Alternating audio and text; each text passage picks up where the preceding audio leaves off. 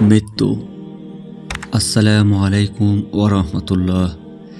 মৃত্যু। কোরআনে মুমিনের জন্য মৃত্যু একটি পরম শান্তি এবং আল্লাহর সাথে সাক্ষাতের সূচনা হিসেবে বর্ণিত হয়েছে। মৃত্যুকে এই দুনিয়ার শেষ এবং আখেরাতের চিরন্তরণ জীবনের শুরু বলা হয়েছে।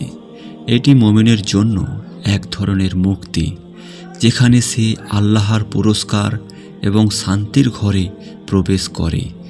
কোরআনে কয়েকটি আয়াত থেকে এই বিষয়ে বোঝা যায়। মৃত্যুর সময় ফেরেশতাদের বাণী।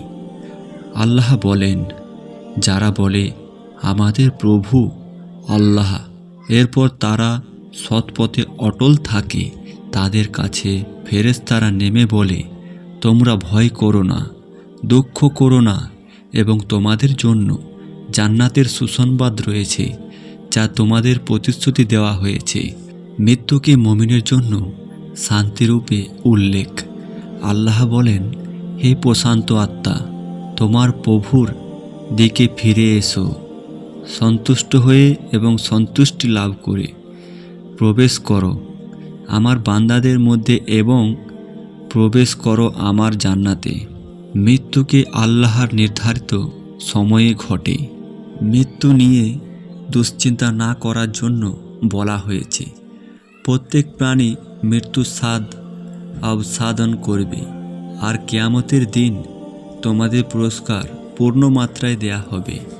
মুমিনদের জন্য জান্নাতের প্রতিশ্রুতি। মুমিনের মৃত্যু মানে জান্নাতের দরজা উক্ত হওয়া। তাদেরকে বলা হবে, জান্নাতে প্রবেশ করো শান্তি এবং নিরাপত্তা সহ। কোরআনে মৃত্যুকে মুমিনের জন্য কোনো ভয় বা হতাশার কারণ হিসেবে দেখায় না, বরং এটিকে আল্লাহর সাথে মিলনের একটি সুন্দর এবং শান্তিপূর্ণ পথ হিসেবে উপস্থাপন করে। মুমিনদের জন্য এটি জান্নাতের প্রতি প্রথম ধাপ।